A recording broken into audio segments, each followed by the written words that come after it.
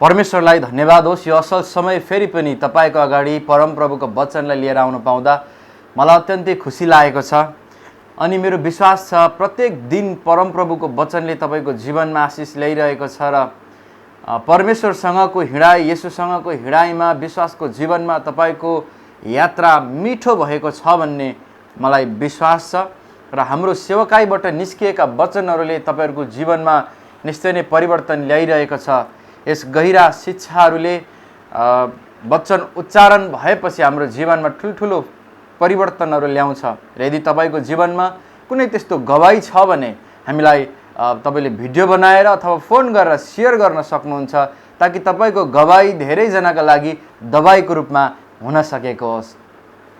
परमेश्वरलाई धन्यवाद। आउनुहोस् प्रियजन, हामी आजको वचनलाई सुरु गर्ने छौं र केही विशेष कुरा हामी हेर्ने छौं जसले हामीलाई आत्मिक जीवन, आर्थिक जीवन, शारीरिक जीवनमा, यो संसारमा हुँदाखेरिको जीवनमा पनि असल जीवन भएर जिउनमा मद्दत गर्नेछ। परमेश्वरले तपाईलाई आशिष दिनुभएको होस् प्रिय यो वचनबाट। आज हामी हेर्ने छौं पहिलो कोरिन्थी 10 अध्यायबाट। पहिलो कोरिन्थी 10 बाट हामी परमप्रभुको वचन सुरु गरौं। यहाँ लेखिएको छ, भाइ हो तिमीहरूले यो कुरा जान भनी म चाहन्छु कि हाम्रा पुर्खाहरू सब बादल मुनि थिए र सबै समुद्रको बीचबाट भएर गए। पावलले कोरिन्थीको मण्डलीलाई के कुरा जनाउँदै हुनुहुन्छ भने मिस्र देशबाट इजरायलीहरू 400 वर्षको दासत्वबाट आएपछिको यात्राको कुरा उहाँले गर्दै हुनुहुन्छ। बादल मुनि थिए भनेको अनि समुद्रको बीचबाट भएर गए भनेको ती इजरायलीहरू जो मिस्र देशबाट परमप्रभुले मूसाद्वारा आफ्नो प्रतिज्ञाको मुलुकमा ल्याउँदै हुनुहुन्थ्यो, त्यो इजरायलीहरूको कुराबाट आज पावलले कोरिन्थीको मण्डलीलाई केही शिक्षा दिएका छन् र त्यो शिक्षा आज पनि तपाईँ र मेरो लागि अत्यन्तै महत्त्वपूर्ण छ। प्रिय लेखिएको छ, भाइ तिमीहरूले यो कुरा जान भनी म चाहन्छु कि हाम्रा पुर्खाहरू सब बादल मुनि थिए र सबै समुद्रको बीचबाट भएर गए। यहाँ लेखिएको छ समुद्रको बीचबाट भएर गए। तपाईलाई म यो शब्दमा ल्याउन चाहन्छु प्रिय। परमेश्वरले आफ्ना मानिसहरूलाई दासत्वको देशबाट प्रतिज्ञाको मुलुकमा लाँदाखेरि बडो अद्भुत रीतिले उहाँले आफ्नो मानिसहरूलाई छुटाउनु भएको छ। प्रिय छुटाउनका लागि पनि 10 विपत्तिहरू ल्याउन पर्यो। फारो राजालाई तह लगाउनका लागि 10 वटा विपत्ति ल्याउन पर्यो र आफ्ना मानिसहरूलाई परमप्रभुले मिस्रबाट छुटाएर ल्याउनु भयो। ल्याउँदा पनि सजिलो थिएन प्रिय। धेरै धेरै कठिन यात्रा थियो त्यो मानिस जातिको लागि। अत्यन्तै कठिन यात्रा। कता हिँड्नु पर्ने त्यो पनि पत्तो छैन। हो, मरुभूमिको बाटो, घाम त्यस्तै, मरुभूमिमा सर्प र बिच्छीहरूको महामारी, डर त्यस्तै, न त पानी छ न खानका लागि व्यवस्थित कुराहरू छ। लाखौं मानिसहरू ताती लगाएर, हुल लगाएर चाहिँ नि यात्रा गरिरहेका छन्। तरै पनि परमेश्वरले भन्नुभएको खातिर मूसालाई विश्वास गरेर ती मानिसहरूले ती कठिन यात्रालाई चुने र उनीहरू अघि बढे। यात्राको क्रममा हो प्रिय, यहाँ लेखेको छ समुद्रको बीचबाट भएर गए। जब उनीहरूले यात्रा सुरु गरे, उनीहरूले लाल समुद्र तर्नु थियो प्रिय। सबैजना आत्तिए, डराए। अब हामीलाई मिस्रबाट त छुटाएर ल्यायौ, तर अब यो कठिन ठाउँमा आएर न त यो ठुलो समुद्र हामी कसरी पार गर्ने, यो समुद्र कसरी पार गर्ने भनेर धेरैजना चिन्तित भए, धेरैजना गनगनाए, धेरैजना आत्तिए, धेरैजना डराए। किनभने उनीहरूलाई थाहा थियो पछाडि चाहिँ धेरै पर चाहिँ फारोले आफ्ना सैनिकहरू सहित थुप्रो घोडाहरूमा, रथहरूमा चाहिँ इजरायलीहरूलाई खेदाउँदैछन् भन्ने कुरा चाहिँ ती इजरायलीहरूलाई थाहा थियो। यस्ता भयानक परिस्थितिमा अगाडि समुद्र छ, अब कता जाने। परमेश्वरले मूसालाई भन्नुभयो, आज्ञा दिनुभयो अनि मूसाले जस्तो जस्तो परमप्रभुले भन्नुभयो त्यस्तै नै गरे। त्यही भएको कारणले गर्दाखेरि वचनमा लेखिएको छ समुद्र 2 भागमा परिवर्तन भयो, 2 भाग भयो। समुद्रको बीचबाट चाहिँ सुक्खा भूमि तयार भयो।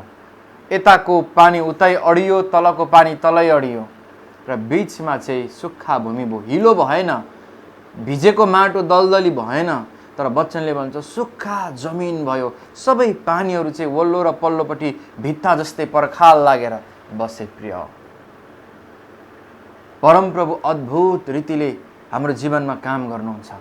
यदि परमेश्वरले जा भनेको ठाउँमा हामी जान्छौँ, यदि परमेश्वरले गर भनेको कुरा गर्छौँ, यदि परमेश्वरले हिँड भनेको कुरा गर्छौँ भने यद्यपि त्यो जोखिम देखिएला, यद्यपि त्यो बाटै नभए जस्तै देखिएको होला प्रिय, तर परमप्रभुले बाटो बनाउनुहुन्छ। तपाईको जीवनमा पनि त्यस्तै भएको होला। यदि परमेश्वरले गर भनेको काम, व्यवसाय, सेवकाई, कतिवटा क्षेत्रहरूमा अब त होइन होला, अब त यति नै होला, अब त सफल हुँदैन होला, अब त राम्रो हुँदैन होला, अब त सेवकाई हुँदैन होला, अब त जिन्दगी यति नै होला, यस्तै होला भनेर जब बाटै तपाईँले देख्नु भएको छैन, परमेश्वरमाथि भरोसा गर्नुहोस्। वचनमा लेखिएको छ उहाँले समुद्रलाई दुई भाग पारेर इजरायलीहरूलाई सुक्खा भूमिबाट हिँडाउनु भयो। नदेखिएको ठाउँमा पनि तपाईँको लागि उहाँ बाटो बनाउन आज पनि तयार हुनुहुन्छ। म तपाईँलाई उत्साह दिन चाहन्छु। तपाईँको नदेखिएको बाटोहरू होला प्रिय, अब कता हिँड्ने, भविष्य अन्धकार जस्तै होला, व्यवसाय अन्धकार होला जस्तै, सेवकाई अन्धकार होला जस्तै लागेको होला, डोन्ट वरी, परमप्रभुले बाटो बनाउनुहुन्छ। तर तपाईँको भरोसा परमेश्वरमाथि रहिरहन पर्छ, अडिग रहिरहन पर्छ। जसरी इजरायलीहरूलाई समुद्रको बीचबाट सुक्खा भूमिको बाटो बनाएर परमप्रभुले लिएर आउनुभयो। यहाँ लेखिएको छ अनि मोसामा तिनीहरू सबैले बादल र समुद्रमा बप्तिस्मा पाएका थिए। सबैले एउटै आत्मिकी भोजन खाए, सबैले आत्मिकी पानी पिए। सबैले आत्मिकी भोजन खाए जे परमप्रभुले मोसालाई भन्नुहुन्थ्यो, अनि मोसाले त्यही कुरा चाहिँ अनि इजरायलीहरूलाई, समुदायहरूलाई भन्ने गर्थे। परमेश्वरबाटको आत्मिकी कुरा, जब आत्माको कुरा, जब आज्ञाको कुरा, अर्तीका कुराहरू, वचनका कुराहरू हो, यी सबै कुराहरू जब परमेश्वरबाट मोसाले लिए अनि मोसाले चाहिँ इजरायलीहरूलाई दिन्थे प्रिय। यसरी सम्पूर्ण समुदायले मोसाबाट आत्मिकी, एउटै आत्मिकी भोजन खाने अवसर प्राप्त गरे र उनीहरूले एउटै आत्मिकी पानी पनि पिए। तपाईलाई थाहा छ वचनमा लेखिएको छ, दाउदले भनेको छन् परमप्रभु मेरो चट्टान र मेरो किल्ला हुनुहुन्छ।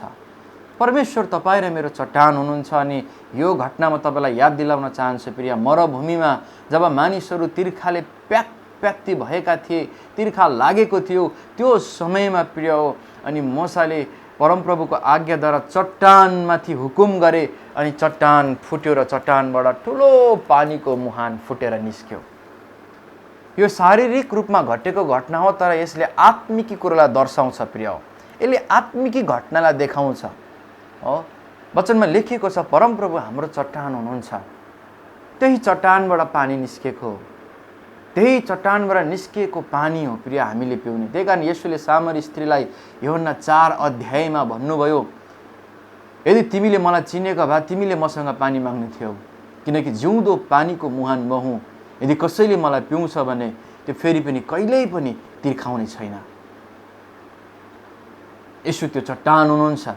यहाँ लेखिएको छ प्रिय, सबैले एउटै आत्मिकी भोजन खाए, सबैले आत्मिकी पानी पिए, किनकि तिनीहरूका साथसाथै हिँड्ने आत्मिकी चट्टानको पानी तिनीहरूले पिए।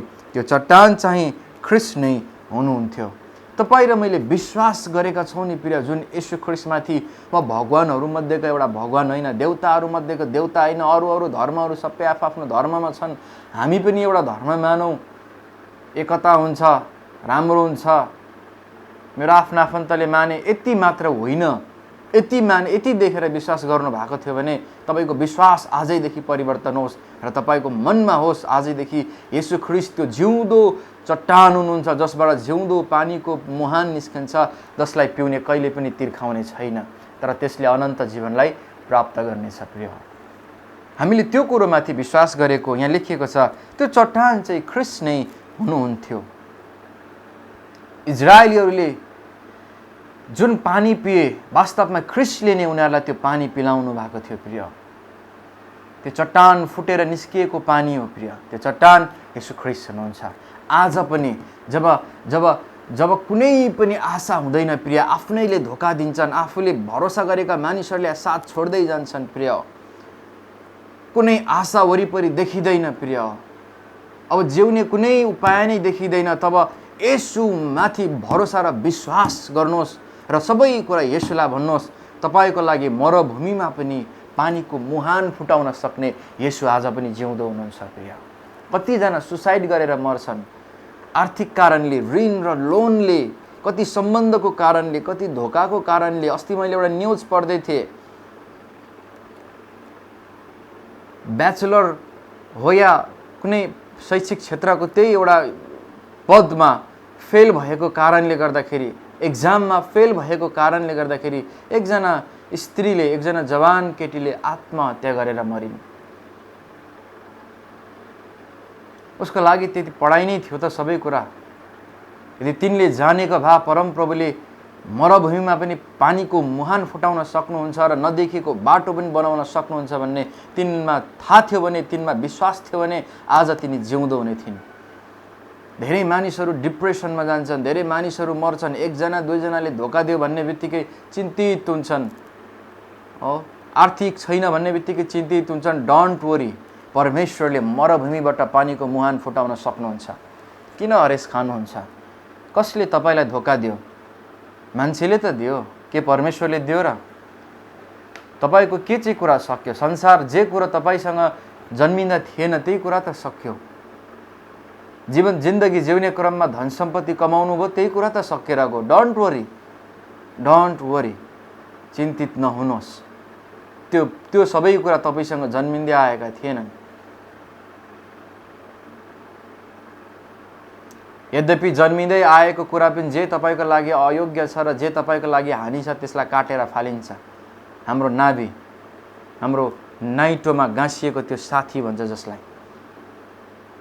एक प्रकारको आन्द्रा, त्यसलाई काटेर फालिन्छ। किनभने अब उसो त्यसको काम छैन।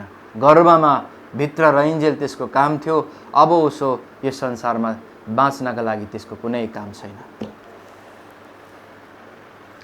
येशू ख्रीष्ट जिउँदो चट्टान हुनुहुन्छ जसबाट पानी बगी निस्कन्छ। तपाईँको लागि पनि निस्कन्छ। हरेस नखानुहोस् प्रिय। यहाँ लेखिएको छ, तापनि तिनीहरूमध्ये धेरै जसोसँग परमेश्वर प्रसन्न हुनु भएन। ती मानिसहरूलाई प्रभुले मरुभूमिको बाटोमा, त्यो कठिन ठाउँमा, पानीको केही अत्तो पत्तो नभएको ठाउँमा चट्टान फुटाएर मुहान निकालिदिनु भयो। बाटै नभएको समुद्रमा चाहिँ नि बीच भागमा चिरेर चाहिँ त्यहाँनिर सुक्खा बाटो बनाइदिनु भयो। तरै पनि के छ थाहा छ वचनमा लेखेको? तिनीहरूले परमेश्वरलाई खुसी पार्न सकेनन्, प्रसन्न पार्न सकेनन्। म तपाईँलाई बताउँ मेरो प्रिय कि तपाईँ यो संसारमा हुनुहुन्छ परमेश्वरलाई प्रसन्न पार्नको निम्ति। यदि तपाईँ परमेश्वरलाई अप्रसन्न हुने काम कुनै पनि गर्दै हुनुहुन्छ भने होसियार, त्यसले तपाईँलाई नष्ट पार्नेवाला छ। होसियार, त्यो तपाईँको क्षतिको निम्ति हुँदैछ। यद्यपि अहिले राम्रै देखिँदै होला तर त्यसले तपाईँको दीर्घकालीन क्षति लिएर आउनेछ। किनभने हाम्रो प्रमुख कार्य भनेको सृष्टिकर्ता परमेश्वरलाई प्रसन्न पार्नु हो। ती इजरायलीहरू जो मरुभूमिको यात्रामा थिए, यहाँ लेखिएको छ तिनीहरूले परमेश्वरलाई प्रसन्न पार्न सकेनन्। घरि के गर्छन्, घरि कता बुद्धि बिगार्छन्, कति बेहोरा बिगार्छन्, जति भने पनि नलाग्ने अटेरी हटी पुस्ता, बाख्राको स्वभावको पुस्ता। तपाईँलाई थाहा छ बाइबलले हामीलाई भेडा भनेको छ, किनभने भेडाको स्वभाव हुन्छ जब गोठालो अघि लाग्छ भेडाहरू गोठालोलाई पछ्याउँदै हिँड्छन्। यद्यपि त्यो गोठालोले हिँडेको बाटो आगोकै किन बाटो नहोस्, त्यो भेडाले त्यही आगोभित्रबाट पनि हिँड्छ प्रिय। तर बाख्राको स्वभाव तपाईँलाई थाहा छ, बाख्रा चाहिँ कहिले पनि गोठालोलाई पछ्याउँदैन। गोठालोले पछाडिबाट लट्ठीले खेदाउँदै ठिक बाटोमा लानुपर्छ। त्यही कारण बाइबलले भन्छ तिमीहरू भेडाको स्वरूप धारण गर। यसो हाम्रो असल गोठालो हुनुहुन्छ, उहाँलाई पछ्याऊ। परमेश्वरले राखेका ती परमेश्वरका जनहरू, पास्टरहरू, मण्डलीका गोठालोहरू, मण्डलीका आत्मिक पिताहरू, तिनीहरूलाई पछ्याऊ। हो, तिम्रो पछि लागिरहन नपरोस्। धेरैजना धेरैपल्ट हाम्रो स्वभाव बाख्राको हुन्छ प्रिय। यो इजरायलीको स्वभाव ठ्याक्कै बाख्राको थियो। खाली भन्नुपर्ने, खाली पछाडिबाट लानुपर्ने, आज पनि सङ्गति जाम, आज पनि सङ्गति गर, आज पनि सङ्गति जाम, आज पनि वचन सुन, आज पनि वचन पढ, फोन गरेर विश्वास कस्तो छ झस्काइरहनु पर्ने। यो बाख्राको स्वभावको मानिसहरू नि प्रिय, यो कहिल्यै उँभो नलाग्ने मानिसहरू, कुनै पनि क्षेत्रमा परिवर्तन हुँदैन यिनीहरूको। न यिनीहरूको जीवन स्तर नै उक्सिन्छ, न यिनीहरूको चालढाल र जीवनका कुनै क्षेत्रहरू माथि लाग्छन्। त्यही कारण यो इजरायलीहरू बाख्राको स्वभावको थियो। तर म तपाईँलाई उत्साह दिन चाहन्छु, हामीहरू मध्येका कोही पनि बाख्राको स्वभाव नभएको होस्। हामीले गोठालोले भन्ने बित्तिकै, हाम्रो अगुवाले भन्ने बित्तिकै त्यो कुरोलाई पालना गरेर पछ्याउन सकेका हौँ। हाम्रो गोठालो, हाम्रो अगुवा, हाम्रो पास्टर छडी बोकेर पछाडि लाग्न नपरेको होस् प्रिय।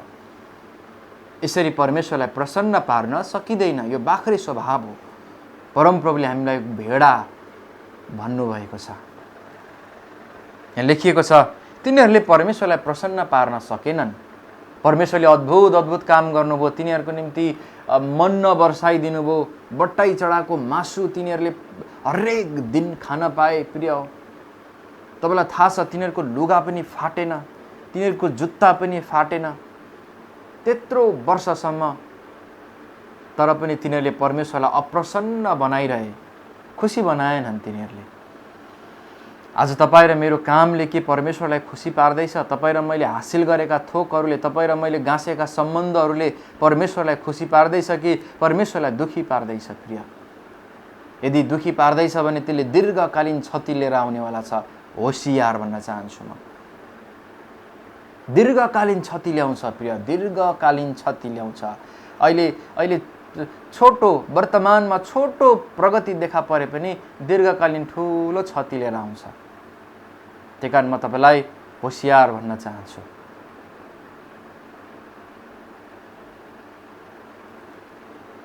हाम्रो प्रमुख कार्य परमेश्वरलाई प्रसन्न पार्नु। यद्यपि तपाईँको काम गर्नुहोस्, जति गर्नुहुन्छ त्यो कामले प्रभुलाई दुखी नबनाउनुहोस्।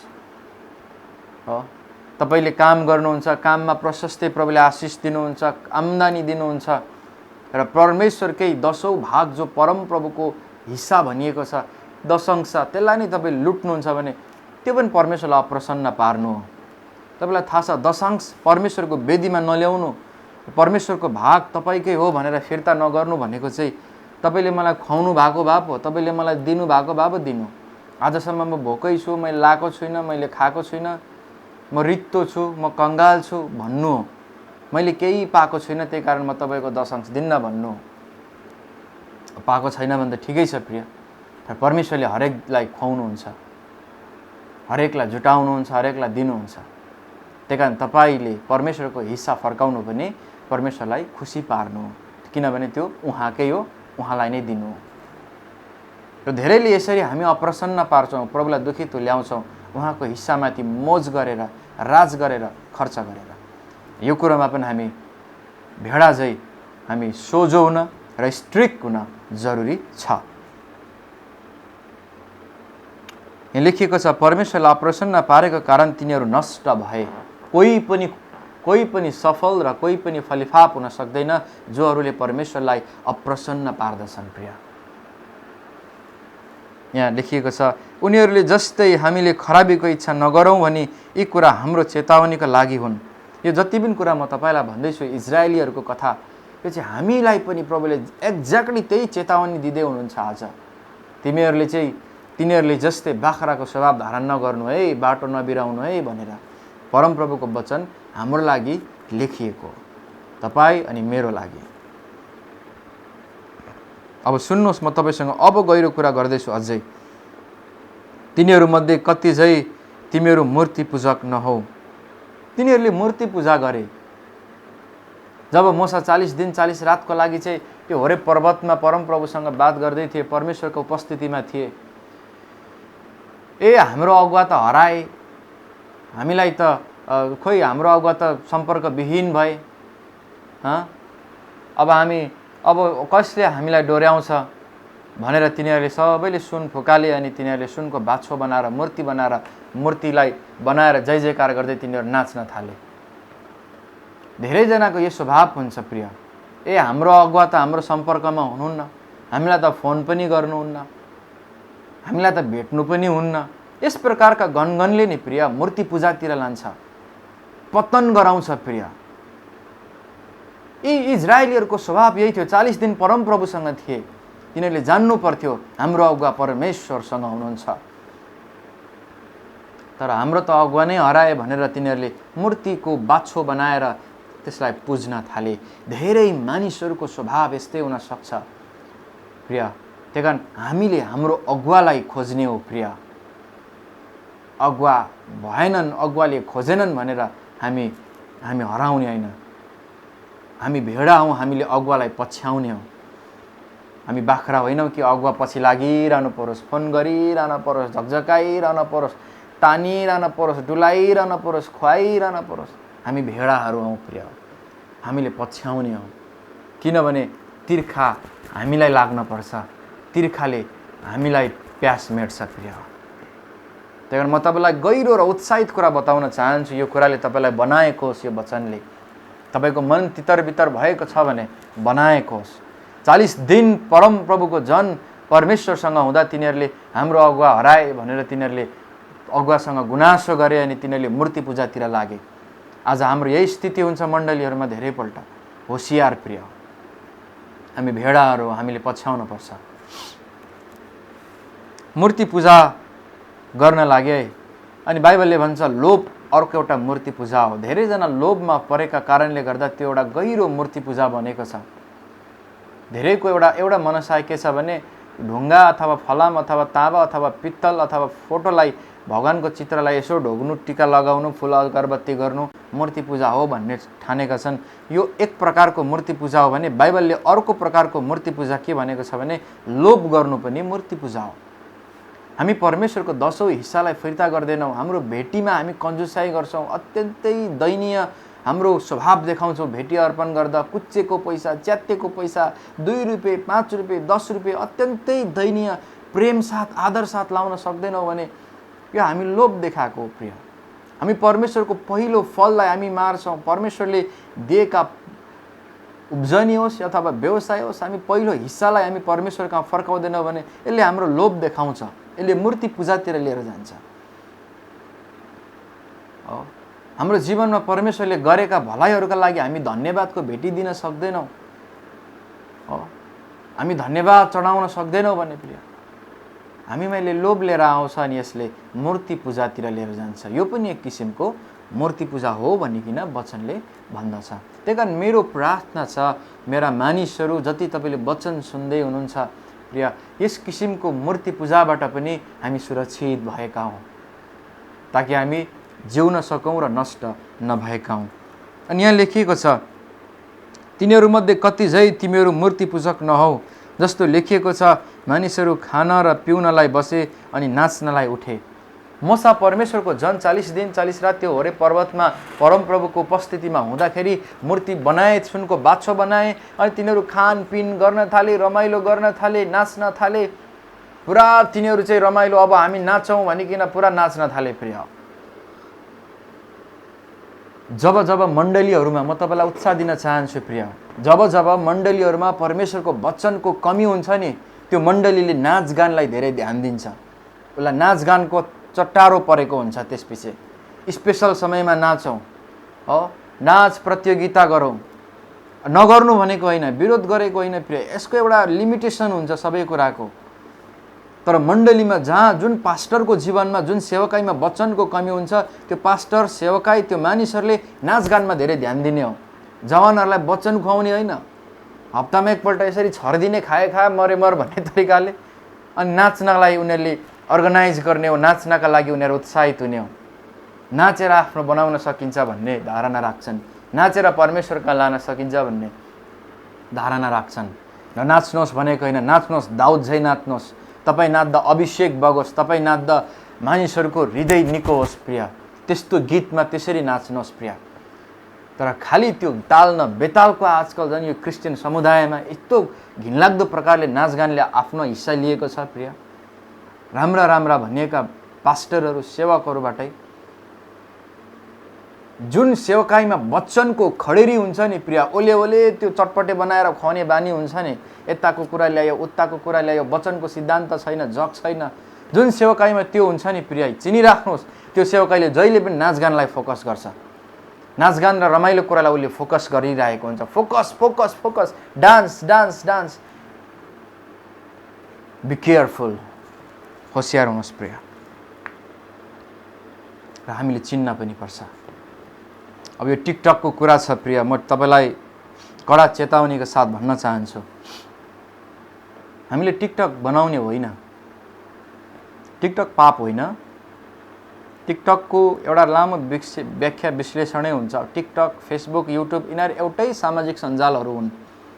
तर टिकटकले जुन किसिमले उग्रता लिएको छ र जहाँबाट सन्देश कम भएको छ, टिकटक प्रयोग गर्नुहोस्, टिकटक इन्स्टल गर्नुहोस् र त्यहाँबाट राम्रो राम्रो वचनहरू तपाईँले सेयर गर्नुहोस् न। कस्तो आशिषित हुन्छ र परमेश्वर प्रसन्न हुनुहुन्छ। टिकटकमा खालि नाचेको छ, रोडमा मान्छेले कता हेर्दैछन् मतलब छैन, रोडमा नाचेको छ, जङ्गलमा नाचेको छ, यता फर्केको छ, उता मस्केको छ। ए बाबा, यो हाम्रो होइन प्रिय। तपाईँलाई कतिलाई कडा लाग्ला, तर यो हाम्रो होइन। टिकटक प्रयोग गर्नुहोस्, तर वचन प्रयोग गर्नुहोस् प्रिय। यसले परमेश्वरलाई प्रसन्न पार्छ। जहाँ वचन छ नि प्रिय, यहाँ वचन छ, यहाँ वचन छ भने टिकटकमा पनि त्यसले वचनै हाल्छ। त्यसको खालि यहाँ नाटक छ, खालि यहाँ डान्स छ भने त्यसले टिकटकमा डान्स र त्यो नृत्य मात्र हाल्छ प्रिय, जसले कसैलाई केही लाउँदैन। क्रिस्चियन गीतमा नाच्ने हामी टिकटक भन्छन्, त्यो 30 सेकेन्डको 10 सेकेन्डको क्रिस्चियन गीतले कसैलाई सुसमाचार हुनेवाला छैन प्रिय। यो नाटक हो, ढोङ्गी हो प्रिय। कसैलाई सुसमाचार, तपाईँ टिकटकमा प्रभुमा मुक्ति छ, प्रभुमा उद्धार छ भनेको नाचेको देखेर विश्वास गर्दैनन्। यदि गवाई छ भने मलाई पठाउनुहोस्। त्यही कारण हामीले यस प्रकारको कुरामा अल्मलिने होइन। यदि बनाउनुहुन्छ भने यस, टिकटक बनाउनुहोस्, तर वचन सेयर गर्नुहोस् प्रिय। किन जसको यहाँ वचन छ, जसको यहाँ मगजमा वचन छ, जसले परमेश्वरलाई प्रसन्न पार्ने कुरामा मन लगाएको छ, उसले वचनकै कुरालाई अगाडि ल्याउँछ प्रिय, नाटक अगाडि सार्दैन। त्यही कारण म तपाईँलाई भन्न चाहन्छु, यहाँ लेखिएको छ, तिनीहरू खाना पिउनमा अनि नाच्नलाई उठे। कोहरू मूर्ति पूजकहरू भनेको छ प्रिय। होसियार, परमेश्वरले आशिष दिउन् तपाईँलाई। यी कोहरू हुन्, इजरायलीहरू हुन्। यो स्वभाव आज तपाईँ र मेरो चर्च र घरमा देखा नपरेको होस्। 8 मा लेखिएको छ, हामी व्यभिचारमा फस्नु हुँदैन, जसरी तिनीहरूमध्ये कतिजना फसेर एकै दिनमा 23,000 मरेका थिए। तिनीहरू व्यभिचारमा फसे किनभने तिनीहरूको बिचमा केही पनि कुरा ठिक भएन। तपाईँलाई थाहा छ प्रिय, डान्सले चाहिँ सेक्सुअल कुरालाई होइन, शारीरिक सम्बन्धको कुरालाई, यौनको कुरालाई उत्तेजना गर्ने एकदमै सक्रिय माध्यम भनेको डान्स हो। तपाईँले चाहे गुगल गर्नुहोस्, चाहे तपाईँले संसारका विज्ञ मानिसहरूलाई सोध्नुहोस् प्रिय, तपाईँले रिसर्च गर्नुहोस्, तपाईँले पत्ता लगाउनुहुनेछ नृत्यले मानिसलाई शारीरिक सम्बन्धको लागि उत्साहित बनाउँछ। त्यही कारण विकसित मुलुकहरूमा र अविकसित मुलुकहरूमा पनि आजकल धेरै ठाउँमा डान्स बारहरू हुन्छ, जहाँ जवान पुरुष र स्त्रीहरू नाच्छन् अनि उनीहरूका लागि शारीरिक सम्बन्धका लागि सेपरेट रुमहरू तयार गरिएको हुन्छ। उनीहरू नाचेर आफूलाई उत्तेजनामा ल्याएर उनीहरू त्यो कुरामा छिट्टै लाग्नका लागि म तपाईँलाई चेतावनीको साथ उत्साह दिन चाहन्छु। तिनीहरू त्यस किसिमको तिनीहरूको चरित्र भएको कारणले गर्दा के भयो भने तिनीहरू व्यभिचारमा फसेर 23,000 को मृत्यु भयो। होसियार, यदि तपाईँ व्यभिचारमा फस्दै हुनुहुन्छ भने होसियार प्रिय, फर्कनुहोस्।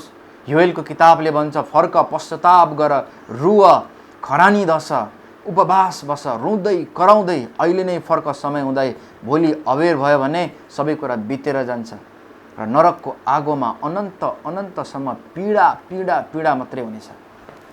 त्यही कारण यी इजरायलीहरू व्यभिचारमा फसेर 23,000 को नष्ट भए, मरेर गए।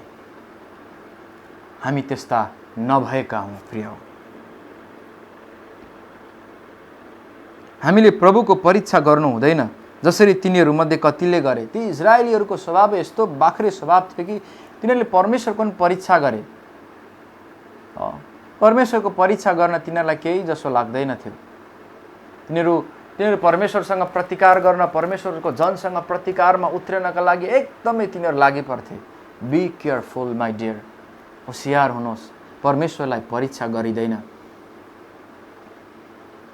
यसोलाई मन्दिरको टुप्पामा लगेर शैतानले भन्यो, यहाँबाट हामफाल्नुहोस्, किनभने लेखिएको छ, तपाईँको वचनमै लेखिएको छ, हे यीशु तपाईँको खुट्टा भुइँमा ठोकिने छैन, तपाईँलाई स्वर्गदूतले बिचमा आएर पक्रेर लानेछन्। अनि यसोले भन्नुभयो, वचनमा लेखिएको छ तैँले ठिकै कुरा गरिस्। म मेरो भाषामा भन्दैछु, अलिक बुझ्नु होला। वचनमा लेखिएको छ ठिकै कुरा गरिस् शैतान, तर तैँले परमप्रभु आफ्ना परमेश्वरलाई नजाँच्नु, परीक्षा नगर्नु, यो पनि त लेखिएको छ। हो त नि, बाइबलमा लेखिएको छ हाम फाल्यो भने स्वर्गदूतले पक्रिन्छ भनेर। सुइँ हाम फालेको भए भ्लाट्टै मर्ने हुन्थ्यो त्यहाँनिर। परमेश्वरले हामीलाई बचाउनुहुन्छ भनेर चुरोट तपाईँ लुकी लुकी खाँदै हुनुहुन्छ भने नि प्रिय, बचाउनु हुन्न। चुरोटले तपाईँलाई छिटै मार्छ, क्यान्सर लगाउँछ। परमेश्वरले त्यो फोक्सोको लागि कुनै पनि उपाय ल्याउनुहुन्न। परमेश्वरलाई जाँच नगर्नुहोस्। परमेश्वरमा निको पार्ने शक्ति छ, तर लापरवाहीहरूलाई होइन। परमेश्वरले निको पार्नुहुन्छ भने लुकी लुकी तपाईँ खैनी खाँदै हुनुहुन्छ नि प्रिय, कति हो अधिकांश यो स्वभाव हुन्छ मानिसहरूमा। यसले तपाईँलाई मार्छ। यसले तपाईँको आर्थिक बिगार्दैछ, फर्केर हेर्नुहोस्। यसले तपाईँको सम्बन्ध बिगार्दैछ, तपाईँको जिन्दगी कहिले पनि उकालो लाग्न दिएको छैन। कसले? तपाईँको यो स्वभावले, परमेश्वरलाई परीक्षा गर्ने स्वभावले। तपाईँ खैनी चेप्दै हुनुहुन्छ, चुरोट तान्दै हुनुहुन्छ, लुकी लुकी रक्सी खाँदै हुनुहुन्छ। यी यस्ता मानिसहरू हो जसको जीवनमा कहिल्यै उन्नति देखा पर्दैन, कहिल्यै यिनीहरूले असल जीवन देख्दैनन्। सङ्घर्ष, पीडा, गनगन, झगडा, किचकिच, लोभ, अभाव, गरिबीमा यिनीहरूको जिन्दगी जान्छ। यिनीहरू परीक्षा गर्ने मानिसहरू हो। म तपाईँलाई उत्साह दिन चाहन्छु, हामीहरूमध्येका कोही पनि यस्ता नभएको होस्। यिनीहरूले परमेश्वरलाई परीक्षा गरे र यहाँ लेखेको छ तिनीहरूलाई परमेश्वरले सर्पद्वारा नष्ट गर्नुभयो। परमेश्वरलाई परीक्षा गर्दा विषालु सर्पहरू पठाएर परमेश्वरले नष्ट गर्नुभयो। आज परमेश्वरलाई परीक्षा गर्दा सर्प पठाउनुहुन्न। धेरैजनाको जिन्दगी सकिएर जान्छ। कहिले जिन्दगीमा राम्रो लाउन, राम्रो खान, राम्रोसँग बस्न, राम्रोसँग हिँड्न पाउँदैन। जिन्दगी सङ्घर्षमय हुन्छ मेरो प्रिय। म तपाईँलाई कडा चेतावनीका साथ उत्साहित बनाउन चाहन्छु।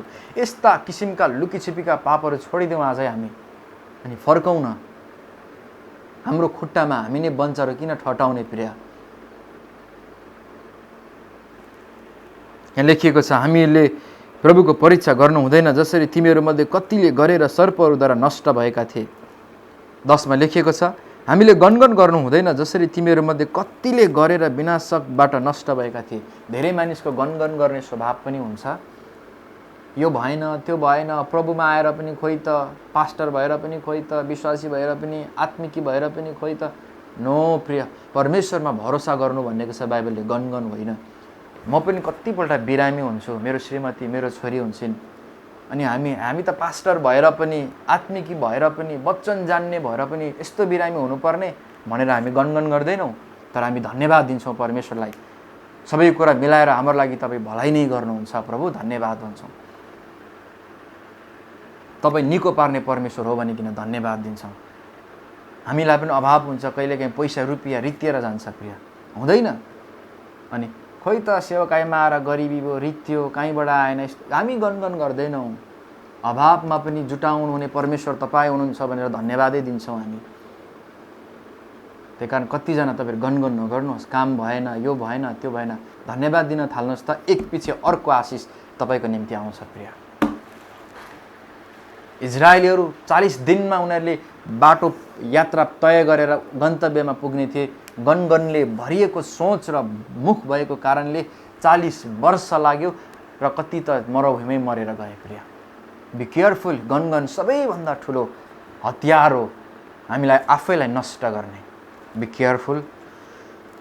र 11मा लेखिएको छ, पहिलो कोरिन्थी 10:11मा यी कुराहरू तिनीहरूलाई चेतावनीको निम्ति भए तापनि ती हाम्रै शिक्षाको निम्ति लेखिएका हुन्। यो वचन हाम्रो शिक्षाको लागि यहाँ लेखिएको हो, जसमा ती युगको अन्त्य आइसकेको छ।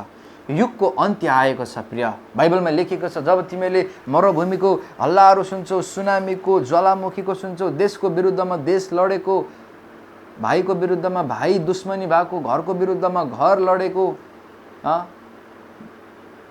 राज्यको विरुद्धमा राज्य, जातिको विरुद्धमा जाति, धर्मको विरुद्धमा धर्म, भाइको विरुद्धमा भाइ, दाइको विरुद्धमा दाइ, आमाको विरुद्धमा छोरो, छोरोको विरुद्धमा आमा, छिमेकीको विरुद्धमा छिमेकी, जब यस किसिमको उग्र किसिमको स्वभाव र संसारमा तिमीहरूले देख्छौ, तब तिमीहरूले थाहा पाउनु प्रभु नजिकै हुनुहुन्छ, छिट्टै आउँदै हुनुहुन्छ भन्ने थाहा पाउनु।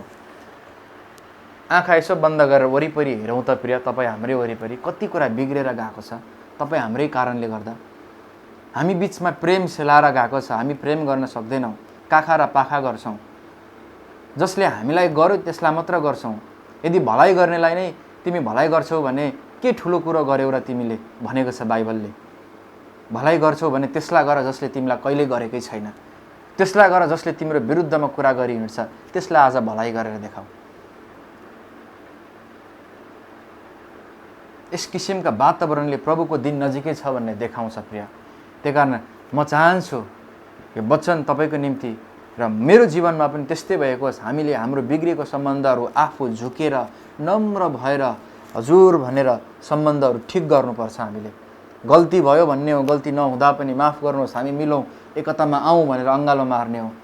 यो नम्र आत्मा हो। नम्रहरूले नै प्रगति गर्छन्, नम्रहरूले नै उन्नति गर्छन्, नम्रहरूले नै राज्य गर्नेछन्। हट्टी र घमण्डी पुस्ताले जहिले पनि आफ्नो जीवनमा एक पछि अर्को सर्वनाश देख्नेछ प्रिय। लेखिएको छ युगको अन्त्य आएको छ।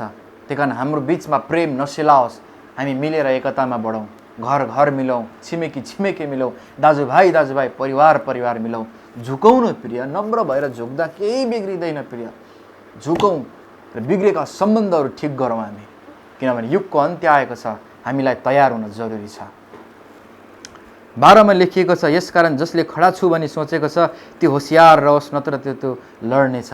धेरैपल्ट हामी त ठिकै छौँ, आत्मिकी छौँ, एज अ म पास्टर हो, कतिजना म पास्टरको नजिक छु, म पिताको नजिक छु, मैले वचन जानेको छु, म त यत्रो बाइबल कलेज चलाउँछु, म त यस्तो म त उस्तो। यस किसिमको धेरैवटा विचार हाम्रो जीवनमा आउँछ अनि हामी सम्झिन्छौँ हामी त ठिक छौँ, कुनै कुराले लडाउन सक्दैन। जसले आफूलाई म ठिक छु भनी सोचेको छ त्यो मानिस सबैभन्दा धेरै होशियार रहोस्, किनभने परीक्षा अब त्यसलाई नै आउनेवाला छ। 79 वटा हाँस यद्यपि बाख्रा कमजोर छ, हिँड्न सकेको छैन यात्रामा भने ठिकै छ। एउटा जो तेज गतिमा हिँड्दैछ, शैतानको प्रहार त्यही तेज गतिमा हुनेमा हुन्छ। 79 वटा त मेरो आफ्नै भइगयो नि, यो त कमजोरी छँदैछ नि, यसलाई प्रहार गरौँ भनेर शैतान त्यो ठिक भएको मानिस कहाँ लाग्छ। त्यही कारण मेरो उत्साह छ हामी ठिक छौँ भन्नेहरू सबैभन्दा धेरै होशियारपूर्ण जीवन जिउन जरुरी छ। त्यो नयाँ विश्वासी, त्यो भर्खर जान्ने मानिसभन्दा तपाईँ धेरै जान्ने मान्छे नै होशियार हुन जरुरी छ, नत्र त लडिनेछ प्रिय। 13 मा लेखिएको छ मानिसलाई आइपर्ने परीक्षा बाहेक तिमीहरू अरू परीक्षामा परेका छैनौ। परमेश्वर विश्वास योग्य हुनुहुन्छ, उहाँले बाहिरका परीक्षामा पर्न दिनुहुने छैन, तर परीक्षाको साथसाथै उम्कने बाटो पनि बताइदिनुहुनेछ, यसरी तिमीहरू त्यसलाई खप्न सक्नेछौ। तपाईँलाई लाग्छ मेरो जीवनमा यत्रो विघ्न समस्या आयो, परीक्षा आयो, बाधा आयो लाग्छ होला प्रिय, तर परमेश्वरले त्यही समस्या र बाधा मात्र यो मानवीय जीवनमा दिनुहुन्छ। आउँछ परमेश्वरबाटको परीक्षा जसलाई हामी सहन सक्छौँ। सहन नसक्ने कुरा हाम्रो जीवनमा आउँदैन। त्यही कारण चिन्तित नहुनुहोस्। यदि तपाईँ परीक्षामा पर्नु भएको छ, समस्या छ, चिन्ता छ, टेन्सन तपाईँको जीवनमा भइरहेको छ भने ढुक्क हुनुहोस्। यसबाट पार लाग्ने उपाय पनि परमेश्वरले दिनुहुन्छ। परमेश्वरसँग हिँड्नुहोस्, परमेश्वरमाथि भरोसा गर्नुहोस्, परमेश्वरसँग प्रार्थना गर्नुहोस्, परमेश्वरले राखेको मानिसको नजिक गएर ईश्वरीय वचन र मन्नलाई खाने प्रयास गर्नुहोस्, अनि तपाईँको निम्ति उत्तर र सही बाटो पनि त्यही आउनेछ। तपाईँको लागि समुद्र झै देखा परेको पानीमा पनि बाटोहरू खुल्नेछन्, सुक्खा बाटो प्रिय। तपाईँको लागि नभएको मरुभूमिमा पनि पानीको मुहान खुल्नेछ। Don't worry. तपाईँ परीक्षा, चिन्तित, समस्या, टेन्सनमा हुनुहुन्छ भने परमेश्वरलाई भन्नुहोस्, उम्कने बाटो छ यही पृथ्वीमा। कहीँ नभएको समस्या होइन, भएकै समस्या हो। यसबाट उपाय पनि परमप्रभुले दिनुहुन्छ, किनभने उहाँ विश्वास योग्य परमेश्वर हुनुहुन्छ। परमेश्वरले तपाईँलाई आशिष दिनुभएको होस्। म प्रार्थना गर्छु र म चाहना गर्छु यो वचन तपाईँले कम्तीमा पनि यो हप्ताभरि 5 पल्टभन्दा बढी सुनेको होस् प्रिय, ताकि तपाईँको जीवन ख्रिस्टको लागि तयारी भएको होस् र यो वचनले तपाईँको जीवनमा आशिष ल्याओस् प्रिय। यो अत्यन्तै गहिरो र यो समयमा आवश्यक वचन मैले तपाईँको अगाडि ल्याएको छु र मेरो प्रार्थना के थियो भने सबैभन्दा धेरै यो वचनले मलाई बनाओस् अनि हामी सबैलाई बनाओस्। परमेश्वरले तपाईँलाई आशिष दिनुभएको होस्। God bless you.